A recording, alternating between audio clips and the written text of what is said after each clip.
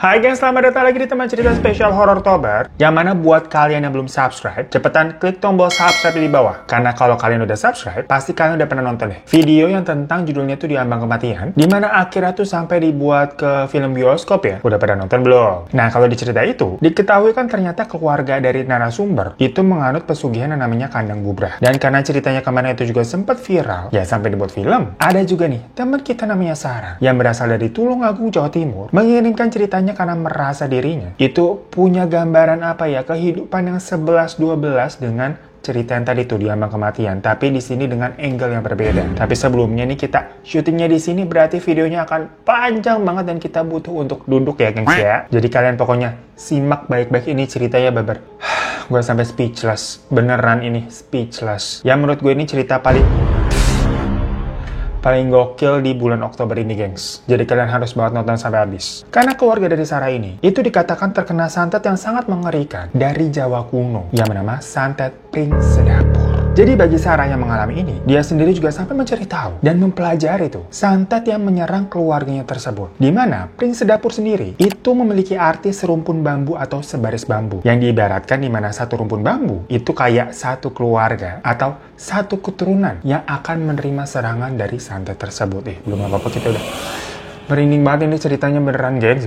Makanya bisa dibilang kalau santet ini itu lebih mengerikan. Karena berbeda dengan santet kebanyakan yang biasanya fokusnya hanya satu orang aja itu targetnya kan. Tapi kalau santet Pring Sedapur ini ya akan dihabis itu sampai akar-akar keturunannya, gengs. Pokoknya sampai 12 keturunan juga bakalan dibuat sampai habis. Namun semua nih pastinya nggak ada yang gratis ya, apalagi ilmu hitam macam begini. Karena biasanya si pengirim ini juga harus mengorbankan keluarganya yang paling dekat dengan dirinya atau paling disayanginya sebagai tumbal, supaya santet ini bisa dikirim ke target yang dituju dengan maksimal. Namun dalam historinya, sebenarnya santet Pring Sedapur pada awalnya itu ditunjukkan untuk tujuan yang baik, yaitu untuk melawan penjajah dari jarak jauh sehingga penjajah atau musuh yang ada di tanah Indonesia nih bisa mati sekeluarga. Jadi nanti keturunannya tuh udah nggak bisa balas dendam karena ya udah habis semua. Dan santet dari Pring Sedapur ini itu nggak sembarangan dukun loh yang bisa melakukannya, gengs. Melainkan harus dukun yang memiliki ilmu hitam tinggi karena persyaratannya berat dan targetnya juga berentet, nggak cuma satu. Namun setelah Indonesia ini udah merdeka, ya penjajah kan bisa dibilang udah nggak ada nih ceritanya. Isinya udah orang pribumi semua. Santet ini malah disalahgunakan untuk keperluan pribadi yang biasanya ya perebutan kekuasaan atau karena dendam. Nah pokoknya itu sedikit penjelasan mengenai santet dari Pring Sedapur ya. Sekarang kita balik lagi ke Sarah. Sarah ini adalah anak bungsu dari 5 bersaudara. Jadi dia memiliki 4 orang kakak yang semua kakaknya itu laki-laki, gengs. Kakak pertama bernama Gilang, kakak kedua bernama Prabu, ketiga Angga, dan keempat bernama Indra. Sedangkan kedua orang tua mereka bernama Pak Haryanto dan Bu Ningrum. Kalau sang bapak tuh, Pak Haryanto itu merupakan 2 orang bersaudara. Jadi dia punya adik. Sedangkan kalau istrinya Bu Ningrum itu anak tunggal. Nah, keluarga Pak Haryanto ini bisa dibilang sebagai keluarga yang cukup dipandang di daerahnya. Selain dia menjabat sebagai ketua RT, Pak Haryanto dan Bu Ningrum itu juga punya usaha rumah makan soto koya yang cukup laris sampai punya 4 cabang waktu itu, gengs. Dimana cabang utamanya dipegang sendiri oleh Pak Haryanto dan 3 cabang lainnya dipegang oleh ketiga anak laki-lakinya. Karena anak yang keempat yang namanya Indra itu waktu itu masih sekolah. Ya apalagi Sarah ini lebih kecil lagi. Pokoknya di awal semua berjalan lancar. Tapi ini kalau gambarannya restorannya itu bukan restoran gede. Bener-bener kayak restoran biasa UMKM. Tapi ya rame gitu, laris, jadinya cuan. Ya sebatas itu aja, gengs. Bukan yang kayak uang sugi gimana-gimana gitu. Enggak. Namun sewaktu Sarah ini di kelas 5 SD, dia udah mau naik nih kelas 6 SD. Suatu sore, istri dari adik bapaknya, atau berarti ipar dari ibunya Sarah. Nah ribet nggak lo begitu tuh? Kok kita jadi puyeng? Pokoknya ada lah ya. Ini tuh istri dari adik bapaknya. Namanya Bule Sundari atau biasa dipanggil dengan Bule Sun. Datang tuh Bule Sun tuh ke warung tuh. Di yang cabang utama yang ada Pak Haryanto. Di situ kan si ibu juga ada. Kebetulan memang pada saat itu Sarah habis pulang sekolah dijemput ibu, tapi ya dibawa ke situ dulu. Emang sehari-hari biasanya begitu. Jadi Sarah habis pulang sekolah dibawa ke situ dulu. Karena biasanya di rumah makan itu tuh habis udah satunya tuh jam 2 siang loh. Jadi jam 3 atau jam 4 mereka udah bisa pulang ke rumah. Saking lakunya begitu, gengs, jam 2 udah habis. Nah si Bule Sun tadi itu datang-datang awalnya bilang emang mau beli soto. Assalamualaikum Mbak Ning. Wah saiki wes ente yo rek sotone. Waalaikumsalam. Alhamdulillah nje. Sampean mau nggarap nggowo muli. Aku isi 2 bungkus. Oh boleh. Cah Haryanto ono to mbae. Ono. Neng dalam tuh. Sementara ibu bungkusin sotonya tuh buat Bule Sun. Bule Sun jalan ke dalam nih nyari bapak. Tapi nggak lama terdengar ada suara cekcok di sana, gengs. Untungnya itu toko kondisinya kan emang mau tutup ya, perkara udah habis sotonya. Nah di situ Sarahnya pada masih kecil, ya anak kelas 5 mau kelas 6, tapi dia masih inget banget kata-kata dari Bule Sun yang memang nadanya tinggi tuh, jadi kedengeran. Aku nyeli 30 juta Raono. Aku pengen nambah modalan, aku sing cilik kepengen kuliah juga toh. Yo pancen ora ono. Amarga wingi angga nembe bayar kuliah. Lambung telu dino wiwit wingi sampean tekok kanelih nyili 40 juta. Opo ora cukup modal? Ya durung cukup. Ake warung sing enak-enak. Sanadayan sampean wiwit barengan karo aku ing pasar turi. Saiki sampean duwe 4 toko. Nanging aku mung duwe 2 toko sing siji ora laris. Butuh injeksi modal toh. Aku pancen ora ngerti carane, matur nuwun. Biyen sanajan sampeyan sing ngajak aku dodolan, giliran sukses lali karo aku. Utawa mbok nganggo pesugihan, mula kiosmu laris nganggo pelet kowe yo. Wele aku pancen ora ana. Lan aku ora nganggo apa-apa. Sampeyan kualat, sampeyan ora pengen nulungi wong. Supados mengko kowe repot tak celuk sing mung ngerti rasane. Ya maaf ya gengs kalau logatnya kagak becis begitu kan, kita bacain aja cerita dari Sarah di email ya. Tapi kan tadi kita kasih translatannya ya, ngerti ya.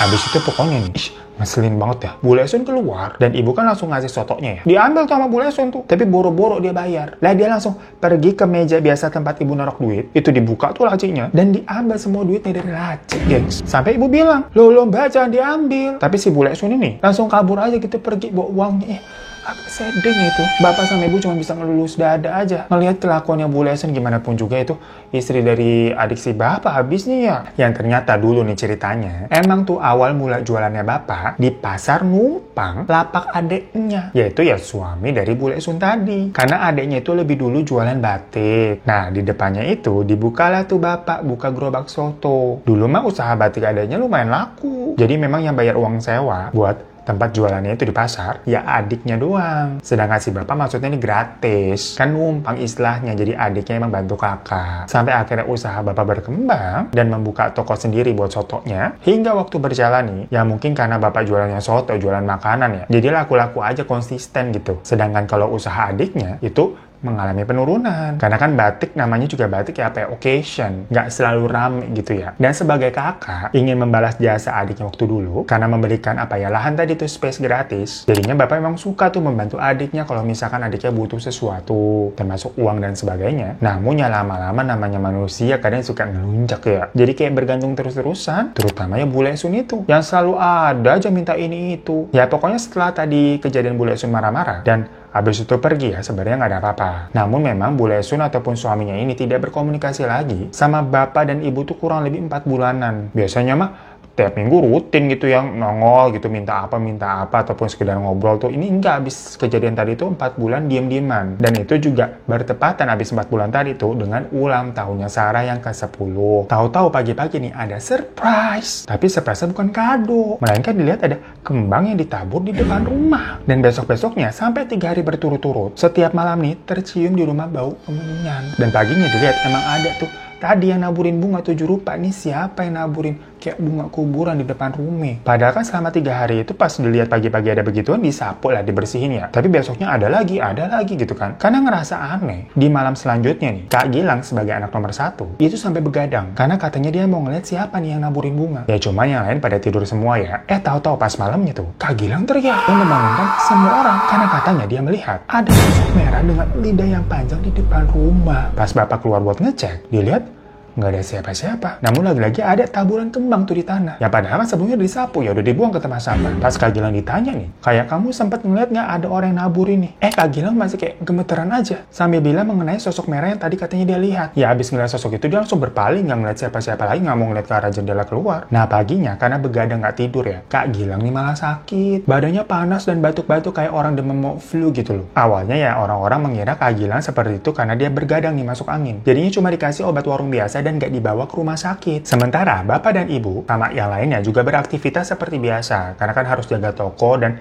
ada yang sekolah juga ya. Karena tadi menganggap kalau sakitnya Kak Gilang itu kayak orang sakit demam biasa aja, gimana sih? Nah, Kak Gilang ini by the way sudah tunangan dan rencananya 2 bulan lagi dia akan menikah dengan tunangannya itu, namanya Mbak Ida. Makanya salah satu alasan waktu itu bapak nggak mau minjemin uang ke Bule Sun karena ya dia mau mengadakan pesta pernikahan buat anak pertamanya nih, Gilang. Hari itu pas dikabarin kalau katanya Gilang sakit, Mbak Ida ini tunangannya yang ngecek rumah dong. Tapi sekitar jam 2-an Mbak Ida ini tuh datang ke restoran bapak dengan bilang katanya, "Pak, rumahnya kok dikunci, diketok-ketok nggak ada yang bukain pintu." Dia kira Gilang pergi, tapi pas dia datang ke cabang yang dikelola sama Gilang, kan dia juga ngelola satu cabang soto ya soalnya, nggak ada Gilang di situ. Makanya akhirnya Mbak Ida ini datang ke restoran bapak. Ya tapi kan sedari tadi sebelum berangkat, Gilang di rumah memang kondisinya lemes ya. Ya emang dikunci dari luar sama ibu. Tapi kan harusnya dari dalam ya Gilang bisa bukain pintu dong. Makanya akhirnya ibu tuh pulang buat ngecek. Sekalian kan ngulangin Sarah nih, yang dari sekolah selalu ditaruh di restoran dulu. Ternyata pas ngecek ke dalam rumah, Mas Gilang nih posisinya terbaring di kasur dengan mata melotot dan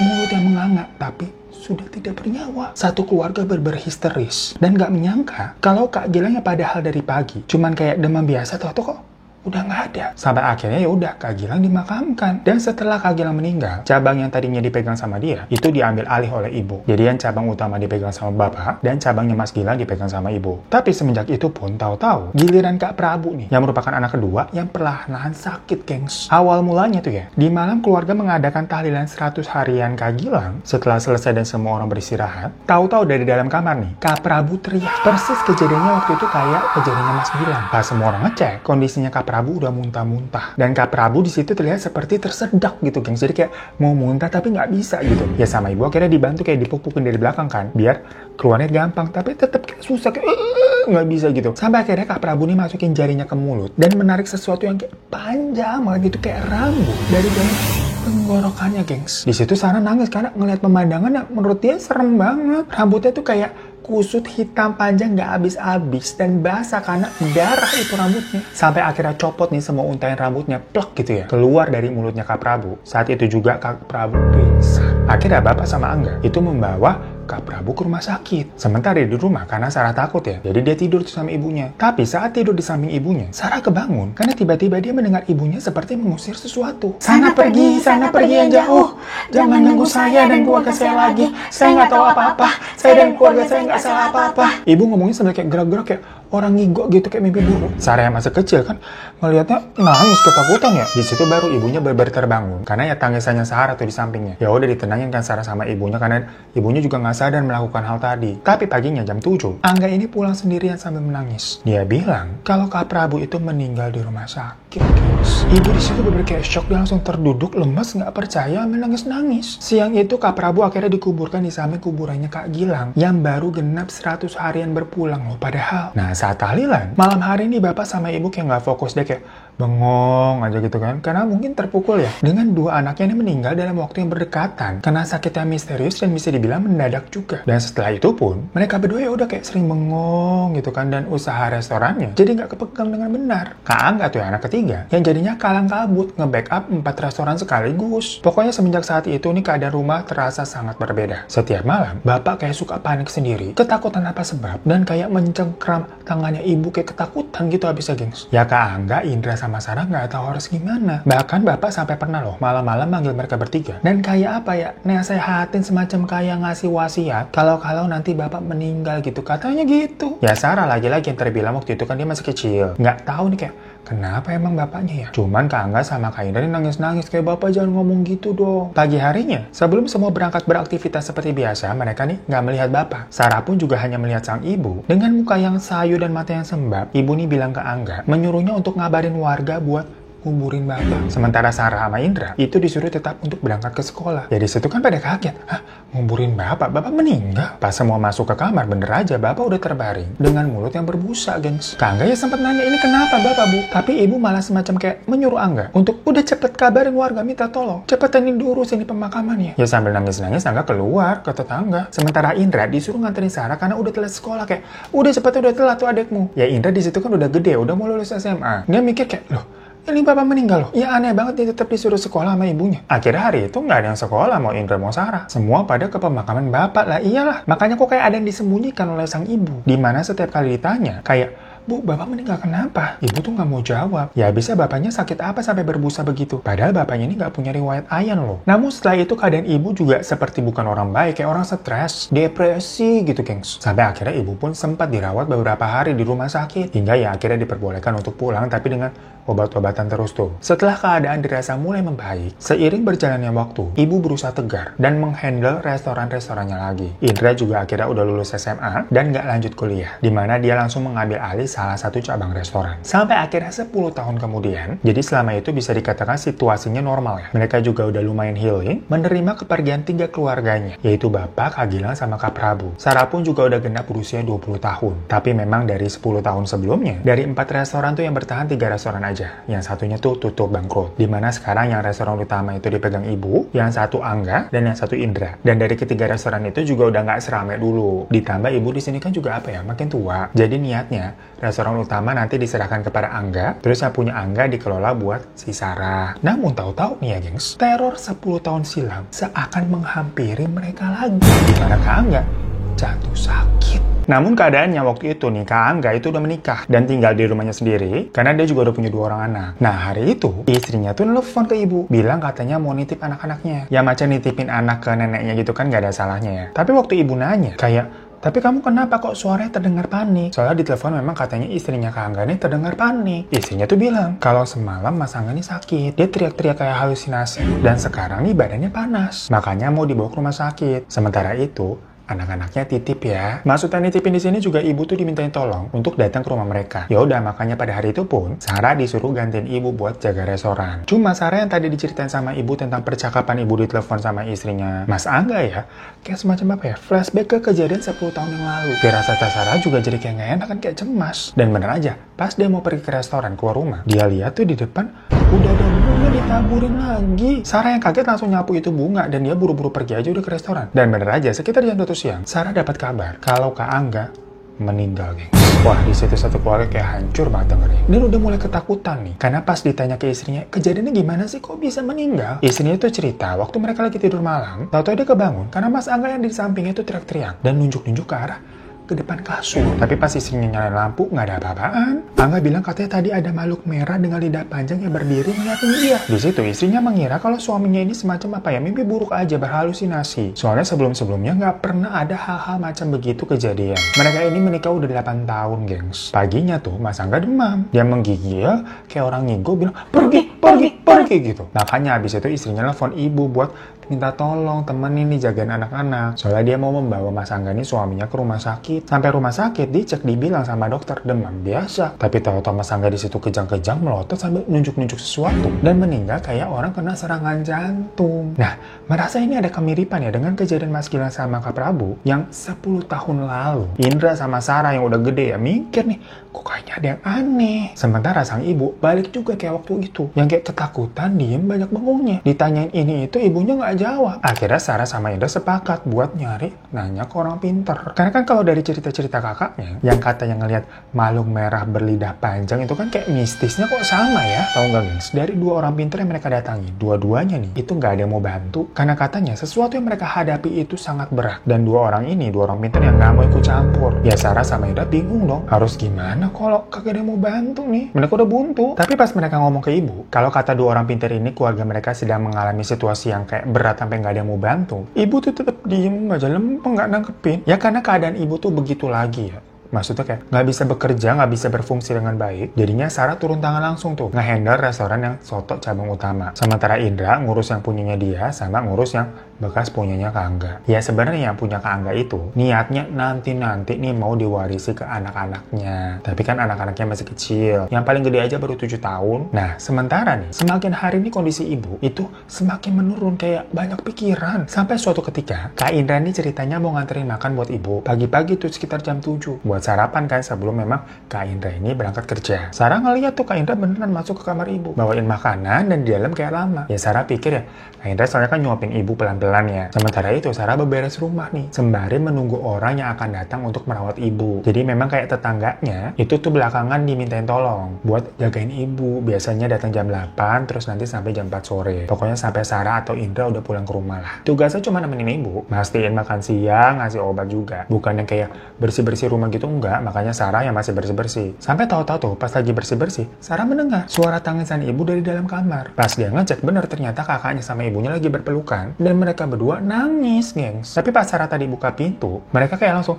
coba berhenti nangis dan hapus air mata yang seolah-olah kayak nggak mau kelihatan mereka nangis di depan Sarah. Ya Sarah nanya kan, ada apa? Tapi tahu-tahu dari luar tuh terdengar suara tetangganya baru datang. Jadi Sarah keluar kamar buat bukain pintu. Dan di situ juga Indra langsung pamit, katanya mau pergi ke restoran. Sarah nemuin ibunya lagi dan nanya kenapa tadi nangis-nangis sama Kak Indra. Namun di situ ibunya hanya mengusap pipinya Sarah. Dan untuk pertama kalinya si ibu nih bilang, maafin ibu ya nak. Sarah kan nggak ngerti maksudnya apa bu. Ibu nggak punya salah apa-apa sama Sarah. Udah ibu jangan banyak pikiran gitu kan ya. Abis itu Sarah ya pamit kerja, dia kan harus ke resto utama tuh gantiin ibu. Sampai akhirnya dia pulang ke rumah sekitar jam 4 sore. Tetangganya bilang, ibu tadi udah makan jam 1, udah minum obat juga, sekarang lagi tidur. Oh ya udah, tetangganya pulang kan. Dan Sarah ngecek tuh ke kamar ibu. Benar, ibunya lagi tidur. Dan sempat kebangun. Waktu tadi Sarah buka pintu karena suara pintunya berdicit kali ya. Si Sarah langsung bilang, maaf bu, udah tidur lagi aja. Sarah juga mau mandi bersih-bersih. Ya udah ditutup lagi tuh pintunya. Dan Sarah mandi, dia kan habis pulang kerja. Selesai mandi, udah mau jam 5-an. Sarah masak-masak nih, nyiapin buat makan malam. Baru selesai sampai sekitar jam 6:30 lebih. Pas Sarah mau nganter makanannya nih ke kamar ibu, di situ Sarah juga sempat ngebatin sebenarnya. Ini tumben Mas Indra belum pulang jam segini. Soalnya semenjak kondisinya ibu begitu, mereka berdua nih sepakat buat jagain ibu. Dan harusnya jam segini ya mereka berdua udah di rumah. Tapi pas akhirnya Sarah masuk ke kamarnya ibu, dia menemukan ibunya sudah terkapar dengan mulut berbusa, gengs. Ya Sarah teriak lah. Dia nggak tahu harus berbuat apa. Sampai akhirnya dia keluar tuh minta tolong ke para tetangga. Yang pas dicek ya ibunya udah nggak ada. Dan ternyata ibu tuh udah nggak keracun. Soalnya di meja samping kasurnya ada racun tikus. Sarah nggak ngerti kenapa ibunya begitu. Sama halnya dengan tetangga yang tadi jagain ya. Sampai akhirnya istilahnya apa ya? Udah serah terima nih dari tetangganya ke Sarah. Bilang ibunya jam 1 udah makan kok. Udah minum obat juga. Nggak kenapa-napa. Sarah kan juga sempet nengok tuh. Yang ibunya kebangun gara-gara Sarah buka pintu. Ya kondisinya terlihat seperti ibu yang biasa, sempat kebangun, masih sadar. Tapi kok tau-tau ditinggal mandi sama masak, jadi begitu. Perkara sebelumnya kata orang pintar ada sesuatu yang berat gitu kan, macam hal-hal mistis ke keluarganya. Tapi ternyata ibunya ini jelas-jelas meninggal karena ya nenggang racun, minum sendiri begitu. Ya Sarah jadi berpikir berarti ini nggak ada hubungannya dengan hal-hal mistis. Sarah nelfon Indra nggak diangkat-angkat tuh. Sarah nangis sendirian kayak ya udah dia ngerasa nggak punya siapa-siapa lagi. Hanya tetangga-tetangga aja tuh yang pada ngerangkul dia buat sabar ya. Karena kan itu kejadiannya akhirnya udah sampai lewat jam 7 malam. Akhirnya pada saat itu ibunya dimandikan dan dikafanin saja. Masih dibiarkan di rumah karena penguburannya akan dilakukan besok pagi. Sembari menunggu Indra juga yang kok nggak pulang-pulang, nggak ada kabar. Dan di rumah juga langsung diadakan pengajian kan. Sarah juga ngabarin semua saudara dekat dan saudara jauh mengenai hal ini. Di situ keluarga pada datang, termasuk Bu Lesun dan suaminya. Jadi waktu bapak meninggal, mereka sih juga datang. Cuma setelah itu, lagi-lagi nggak pernah muncul. Dan kayak nggak ada nengok ibu kan sempat kayak bengong gitu kan. Itu nggak pada ditengokin sama mereka. Ya tapi mungkin karena ibu bukan dari keluarga mereka, yang keluarga mereka itu kan dari bapak. Nah tapi pada saat pengajian ibu meninggal ini, Bu Lesun yang datang yang gimana pun juga, dia kan jatuhnya keluarga dekat. Jadi masuk-masuk kamar ibu tuh ya nggak apa-apa, dibolehin aja sama Sarah. Cuma Sarah sempat mergokin Bule Sun lagi make perhiasan ibu yang ada di meja rias. Sampai ditegur sama Sarah. Bule ngapain, itu kan punya ibu. Tapi si Bule malah kayak, halah orangnya wis mati. Itu juga bukan ibumu, orang usah sombong dok. Kayak nyinyir gitu gengs. Dan langsung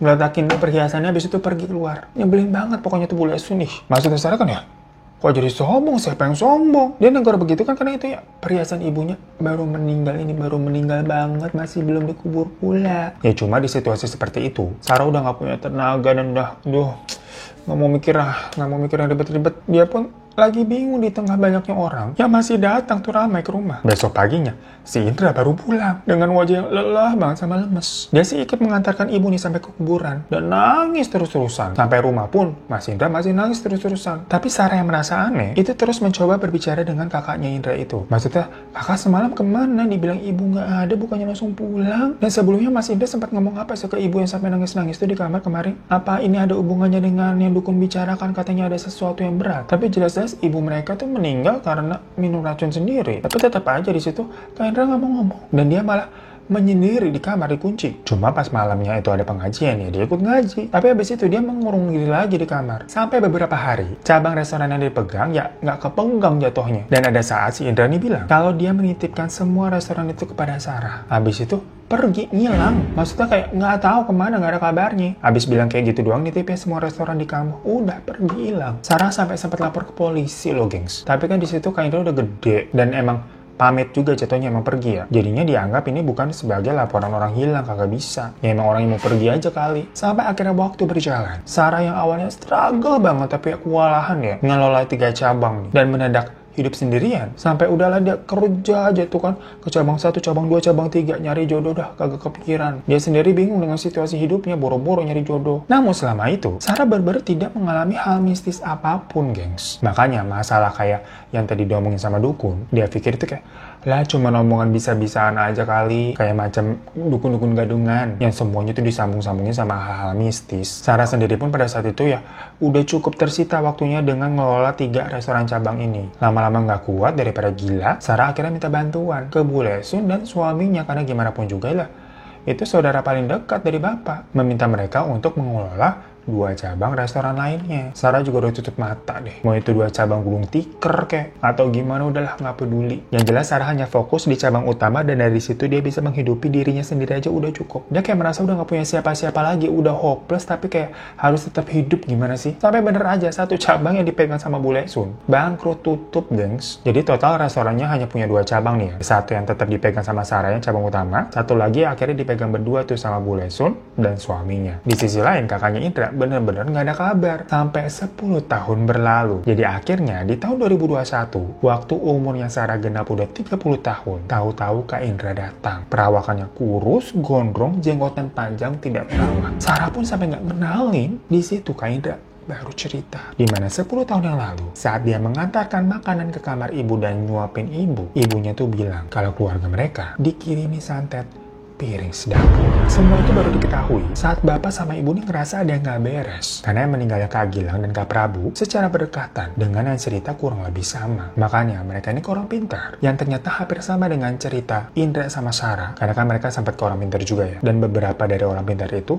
nggak ada yang bersedia buat membantu. Karena dibilang santet piring sedapur ini tuh kekuatannya sangat luar biasa. Mereka nggak ada yang cukup kemampuannya untuk bisa menghalau kiriman santet tersebut yang benar-benar kuat, gengs. Sampai akhirnya nih ada satu dukun tapi cuma bisa menyarankan kalau katanya nih satu-satunya cara adalah meminta bantuan iblis yang lebih kuat. Tapi semua itu ada harga yang harus dibayar. Dimana iblis itu meminta keturunan dari satu keluarga dari si pemohon nih atau bapak atau ibu yang harus ditumbalkan 10 tahun sekali. Lah kalau dipikir sama aja dong, berarti harus ada yang mati-mati juga. Namun di situ dijanjikan kalau keluarga bapak sama ibu akan dilindungi selama 10 tahun per tumbal. Sedangkan kalau nggak pakai perlindungan dari iblis yang lebih kuat ini, keluarga bapak dan ibu akan habis seketika. Ya jarak dari Mas Gilang ke Prabu kan hanya 100 hari atau sekitar 3 bulanan. Bisa-bisa kurang dari setahun semua anggota keluarga nih kelar abis terkena santet piring sedapur tadi. Hal ini kayak semacam apa ya, buah si malakama. Pilih 10 tahun atau 1 tahun gitu kasarnya. Karena memang santet piring sedapur ini bukan santet main-main. Dimana biasanya pengirimnya itu punya dendam yang luar biasa. Sewaktu sama dukunnya aja sampai ditanya nih, dosa apa memang yang pernah ibu atau bapak perbuat sampai ada orang yang segitu dendamnya. Kalau ibu merasa kayak selama ini hidupnya kayak dia selalu hati-hati dalam bertindak. Tapi kalau bapak nih ternyata dulu itu pernah melakukan sebuah dosa besar. Dimana dia memperkaos perempuan pada saat dirinya sedang mabuk. Dan pagi harinya karena bapak ini takut dihajar oleh para warga, jadinya dia kabur melarikan diri dan gak pernah ketemu sama si perempuan itu lagi. Dan singkat cerita akhirnya menikah dengan ibu karena dia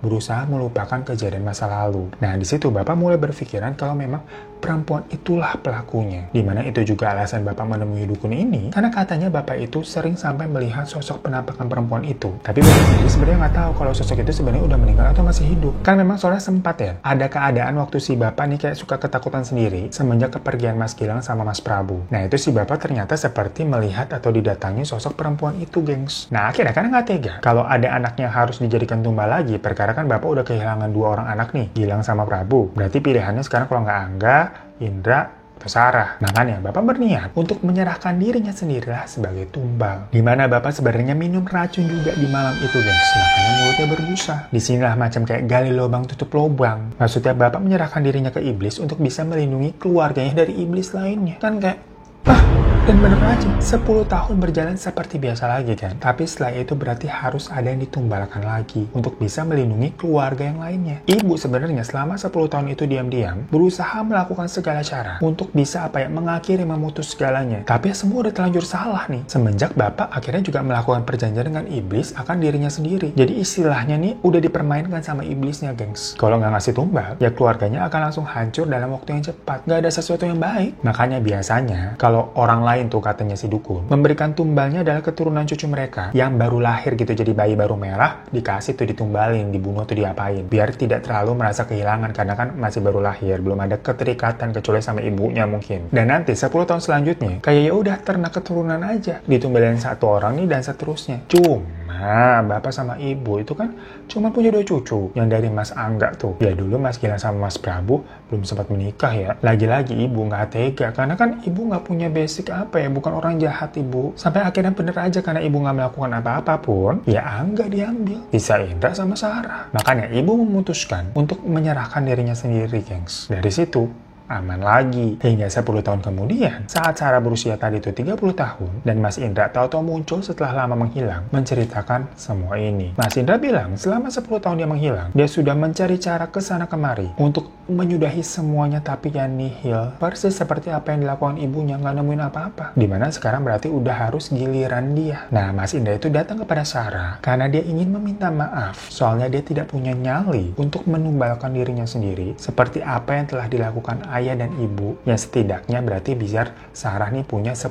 tahun ke depan lagi untuk hidup. Mas Indra tuh kayak ya nggak punya nyali lah, dia nggak bisa begitu. Ya waktu itu Sarah menangis doang dengernya. Karena ya selain mengetahui semua kenyataan itu, dia juga telah merasa sia-sia, telah menyia-nyiakan waktu selama bertahun-tahun dengan ya nggak nyari apa-apaan. Andai saja misalkan Mas Indra nih menceritakan semuanya lebih cepat, mungkin Sarah bisa bantu apa gitu kan. Dan hal yang paling menusuk hatinya Sarah adalah Mas Indra tuh bilang pada saat itu, kalau besok adalah genap 10 tahun semenjak meninggalnya ibu. Namun ya yang Sarah bingung nih, kenapa dari orang tuanya sama Mas Indra atau siapapun juga nggak ada yang coba nanya atau minta tolong dari sisi agama. Ya Sarah tahu kalau orang tuanya juga nggak pernah sholat, keluarganya bukan keluarga agamis. Cuma at least di situasi seperti itu yang kayak udah di ujung tanduk, kenapa nggak mencoba minta ke segala kemungkinan gitu bantuannya? Kenapa larinya balik-balik ke perdukunan lagi? Makanya besoknya nih, Sarah sendiri yang sebenarnya bukan pribadi yang agamis, tapi dia berusaha mencari bantuan ke ustadz yang bisa dia temui. Minta tolong untuk membantu dirinya dan kakaknya. Ya selama ini Sarah nggak meminta bantuan yang spiritual seperti itu karena mengira Mas Indra ini menghilang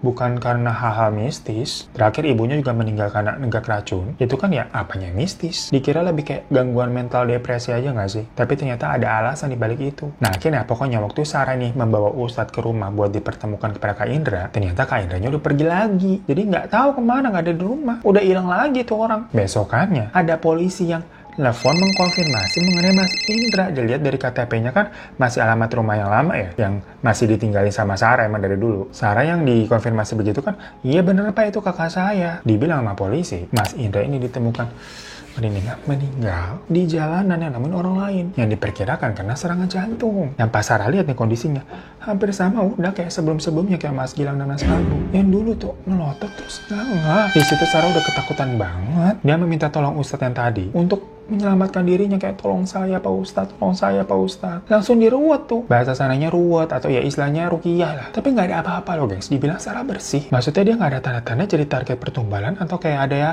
hal-hal santet menyantet gitu, nggak ada. Karena sampai bingung apa iya saya bersih. Loh, saya aja bukan orang agamis, jarang sholat, nggak pernah sholat malah. Atau mungkin nih ustadznya kurang jago atau gimana ya? Ya karena Sarah udah deg-degan juga. Mas Indra udah nggak ada nih. Otomatis selanjutnya berarti dia nggak sih? Yang hanya punya waktu kurang lebih kalau dipikir-pikir kalau kejadian yang kemarin-kemarin ya 100 hari dari meninggalnya Mas Indra ini. Ternyata bener kata Sarah nih maksudnya. Di tengah kepanikan dan kegalauan itu semuanya tuh jadi dia datangi, jadi gelap mata. Mulai sebenarnya tadi kan dia udah bener ke ustadz, tapi ujung-ujungnya ke dukun-dukun lagi. Karena ketakutan gitu gengs. Tapi 3 dukun yang dia datangi, semuanya menawarkan untuk Sarah nih membuat perjanjian dengan ilmu hitam yang katanya biar bisa menangkis hal-hal buruk yang bisa menimpa dia. Syaratnya macem-macem lah pokoknya. Tapi untungnya di situ kayak Sarah nih tersadar, kok ini kayak lingkaran setan yang nggak berhenti-berhenti ya kalau dilanjutin ya. Akhirnya dia balik lagi tuh ke ustadz sebelumnya dan cerita semua keresahannya. Sampai dia juga bilang kedatangannya ke dukun-dukun itu. Nah akhirnya ada satu hal yang dipegang nih sama si Sarah, dimana saat si ustadznya tuh berkata, lebih takutlah meninggal dalam keadaan musyrik dibandingkan meninggal dalam keadaan husnul khotimah walaupun apa apapun penyebabnya. Sesungguhnya manusia itu semuanya akan meninggal. Dan tidak ada seorang manusia pun yang bisa mengakalinya. Yang intinya maksudnya, kalaupun harus meninggal, ya persiapkan diri aja. Karena tuh semua orang akan mati. Tapi persiapkan diri dengan amal ibadah yang cukup. Bukan persiapkan diri dengan menamengi hal-hal supaya bisa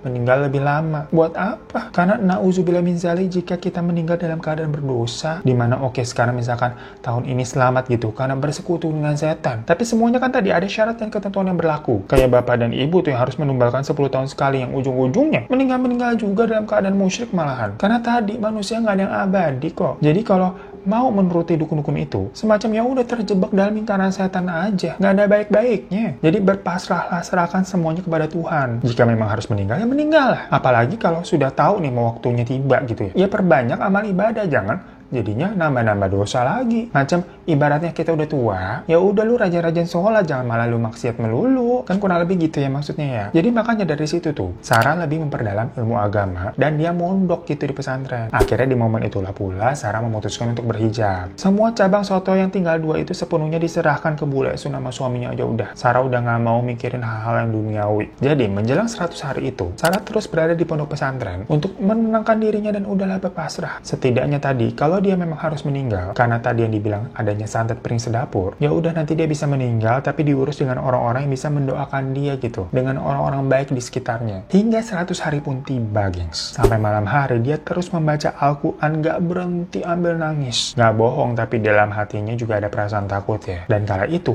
santri-santri lain juga ikut menemani, ya Allah, Masya Allah. Sampai azan subuh pun berkumandang. Gak ada apa-apa tuh yang terjadi. Ya udah, Sarah sampai sholat subuh, menjalani hari-harinya dengan normal. Bener-bener gak ada apa-apa. Akhirnya sampai dia meneruskan di pondok itu sebulan lagi, jadi sampai 4 bulan. Dan selama itu, dia bener-bener gak bersinggungan atau kontak-kontakan ya, dengan siapapun di luar pondok. Karena kan dia juga merasa sendirian, udah gak punya siapa-siapa. Tapi ada saat dimana Sarah nih niat pulang, mau packing-packing ceritanya. Ya barang-barang dia kan harus banyak yang dibawa. Ya seminggu 2 minggu lah, habis itu mau balik mondok lagi. Tapi ternyata di situ dia baru dapat kabar kalau bulan lalu keponakannya meninggal, alias anak dari Mas Angga. Di situ Sarah kaget kayak, kenapa sakit atau gimana? Tapi ternyata kematiannya persis dengan kakak-kakaknya Sarah, melotot dan menganga. Barulah Sarah seperti tersambar petir karena dia mikir, apa iya karena dia mondok nih? Jadi santet itu beralih ke keturunan keluarga lainnya, yaitu anak dari Kak Angga. Kak Angga kan punya 2 anak nih, yang meninggal tuh anak pertama. Ya akhirnya Sarah ceritain semua yang dia tahu ke keluarga besar. Karena sebelumnya dia memang tidak cerita dengan gamblang, perkara merasa hal itu seperti apa ya, aib buatnya. Apalagi kan perbuatan bapaknya tadi ya. Ya udah, tapi diceritain akhirnya semuanya, termasuk ke adiknya Ayah tuh, suaminya Bule Sun. Takutnya kan kena juga apa gimana ya keturunan keluarga gitu. Habis itu Sarah nggak ngira kalau harusnya setelah Mas Indra urutannya adalah Sarah, tapi kok malah belok kamu anaknya Mas Angga. Nah, tapi ternyata di situ ada cerita yang membuat Sarah lebih terkejut juga, gengs. Karena ternyata Bule Sun dan suaminya itu baru bilang kalau Sarah sebenarnya adalah anak pungut,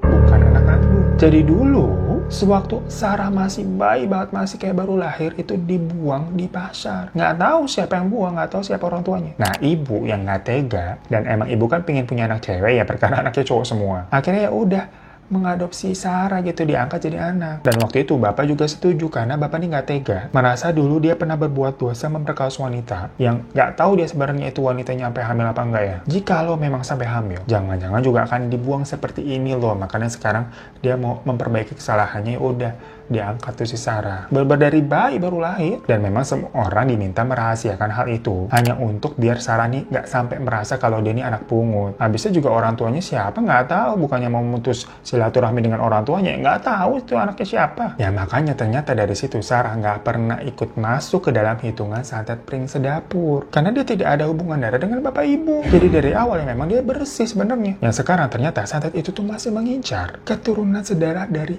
bapak dan ibu, gengs. Nah, Sarah sempat menyarankan untuk istrinya Kak Angga nih datang ke pondoknya membawa itu anaknya nomor 2 sebelum 100 hari tiba. Tapi istrinya mungkin apa ya, seperti kalut karena menganggap ya, Sarah kan lu ke pondok selamat karena emang ternyata lu nggak sedarah. Beda nih dengan anak gua nih, emang keturunannya darahnya dari Mas Angga. Dan tahu nggak, gengs, apa yang akhirnya istrinya Mas Angga dilakukan? Dia melakukan hal yang sama dengan ibu dan bapak lakukan. Minum racun agar anak yang tinggal satu itu bisa selamat. Jadi sepertinya dia datang deh ke dukun yang memang didatangi sama ibu dan bapak. Nggak tahu dari mana bisa nemu gitu ya. Mungkin dari sela-sela cerita-cerita waktu Sarah menceritakan semua kejadiannya. Yang ujungnya ya udah berarti istrinya Mas Angga ini menumbalkan dirinya sendiri untuk 10 tahun ke depan. Ya mana sampai sekarang semuanya masih berjalan. Maksudnya sekarang udah sekitar 2 tahun. Berarti sisa 8 tahun lagi. Yang Sarah sendiri pun belum tahu nih endingnya bakal gimana. Karena keponakan yang satu-satunya ini, yang sama-sama juga udah jadi yatim piatu, akhirnya dia rawat baik-baik. Wah gila sih nih gengs, ini cerita terspeechless selama bulan Oktober ini, bener nggak sih? Sarah sendiri pun belum tahu nih endingnya akan kemana. Karena kemungkinan teror itu akan datang lagi 8 tahun ke depan, yang kemungkinan besar akan mengincar keponakannya ini. Maksud dari keturunan saudara di sini juga Sarah nggak tahu ya, apakah keluarga besar dari keluarga bapaknya itu akan kena, maksudnya ya adiknya tuh suaminya Bule Sun. Karena sampai saat ini pun jadi ketakutan. Usaha sotonya udah nggak mau dipegang karena takutnya itu apa ya, ada apa-apa gitu gara-gara itu kan peninggalan dari bapak juga. Jadi udah nggak ada yang jualan soto nih, yang bisa dibilang situasinya cukup chaos. Tetapi seharusnya kalau dimulainya dari keturunan bapak, ya terakhir adalah keponakannya tuh yang kedua, yang memang sedang dirawat sama Sarah. Sarah bilang minta doanya aja, karena keponakannya itu pun sekarang udah dibantu, dan selalu dilindungi dalam doa-doa di pondok gengs. Jadi Sarah ya hanya bisa berpasrah dan meyakini kalau Tuhan akan selalu menang dari yang namanya iblis sekuat apapun. Dan pesan Sarah nih, itu katanya jangan pernah sekali-kali masuk ke dalam lingkaran setan. Karena percuma, nggak ada ujungnya, yang adanya juga sia-sia, kayak Fata Morgana doang gitu gengs. Dan buat teman-teman yang mungkin bertanya-tanya, ini siapa sih yang ngirimin santet pengisi dapurnya? Setega itu dan sedendam itu sama keluarganya Sarah. Ya memang bukan keluarga sedara ya sama Sarah ya, tapi Sarah sudah menganggap keluarganya kayak darah dagingnya sendiri juga lah. Nah, untuk jawabannya itu Sarah nggak tahu pasti. Namun, waktu rumahnya lagi diruat tuh, memang ditemukan beberapa buhul-buhul yang dipercaya itu adalah buhul dari orang yang meletakkan langsung di beberapa bagian rumah. Semuanya kan sempat dibongkar-bongkarin tuh, laci-laci semuanya deh pokoknya. Nah, ada satu buhul nih yang ditemukan di laci kamarnya Mas Gilang, dimana dibungkus sama foto preweddingnya Mas Gilang dulu sama Mbak Ina. Kan Mas Gilang ini meninggal 2 bulan sebelum harusnya dia menikah ya. Pas Pak Ustadz melihat foto tunangannya Mas Gilang itu, kayak ada aura yang berbeda katanya gengs. Sampai Pak Ustadz bilang, Sarah, coba saya dipertemukan dengan wanita yang ada di foto ini. Ya karena permintaan itu, akhirnya Sarah membawa Pak Ustadz ke rumahnya Mbak Ida. Tapi ternyata Mbak Ida udah nggak tinggal di rumah itu, udah hampir 20 tahun yang lalu soalnya ya. Dibilang sama tetangga-tetangga mah udah pindah. Dulunya juga Mbak Ida cuma ngontrak di sini sama ibu sama neneknya kata gitu. Tapi Mbak Ida sama neneknya tuh pergi semenjak ibunya Mbak Ida meninggal. Ya 20 tahun yang lalu juga katanya. Dan habis mereka keluar, sampai ditanya tuh sama si Sarah tuh, belum lama ini ya berarti ya 2021, katanya nggak ada pengontrak lain yang betah nempatin di situ. Semuanya pada keluar, dibilang katanya banyak hal-hal aneh. Ya sama Pak Ustadz dicek kan, minta dibukain pintunya tuh, sama yang punya kontrakannya diperbolehkan sekali minta tolong dilihatin ada apa sih sebenarnya. Bener aja tuh di dalam, Pak Ustadz tuh merasakan kalau di dalam rumah itu energi negatifnya kenceng bukan main. Yang ternyata ditelusuri bersumber dari salah satu kamar tidur di situ. Yang dipercaya biasanya energi yang kayak begitu tuh bekas orang yang suka melakukan ilmu hitam. Jadinya di sana memang banyak-banyak makhluk yang bersemayam. Jadi kayak udah base camp gitu, nggak pergi-pergi dari situ lagi. Nah, tapi sampai sekarang, udah mau 2 tahun berlalu nih, Sarah nggak pernah menemukan kabar dari Mbak Ida lagi. Ya tapi kan Sarah nggak punya bukti ya, apa iya Mbak Ida ini adalah pelaku yang mengirim santet pengisi dapur kepada keluarganya. Alasannya juga apa? Apakah dia punya dendam dengan Mas Gilang yang padahal mau dinikahinya? Atau sebenarnya Mas Gilang hanya kedok untuk dirinya bisa masuk ke dalam rumah untuk menaruh buhul-buhul secara langsung agar lebih kuat dan lebih mematikan? Atau jangan Mbak Ida ada kaitannya dengan dosa bapak di masa lalu? Mungkinkah Mbak Ida itu adalah anak dari dosa bapak yang pernah dilakukan dulu? Ya Kak Sarah hanya mengatakan Allahualam, Van. Sekarang dirinya udah berikhlas dan berpasrah aja tentang apa yang akan terjadi di dalam hidupnya. Dan semoga teman-teman yang menonton itu tidak terjerumus dalam lingkaran setan yang tadi. Nauzubillah min dzalik ya. Terima kasih banyak pokoknya untuk Kak Sarah atas ceritanya. Semoga sehat-sehat terus dan dilindungi oleh Tuhan ya. Kita juga nggak ngerti lagi lah harus berkata apa lagi. Sekian aja. Assalamualaikum warahmatullahi wabarakatuh.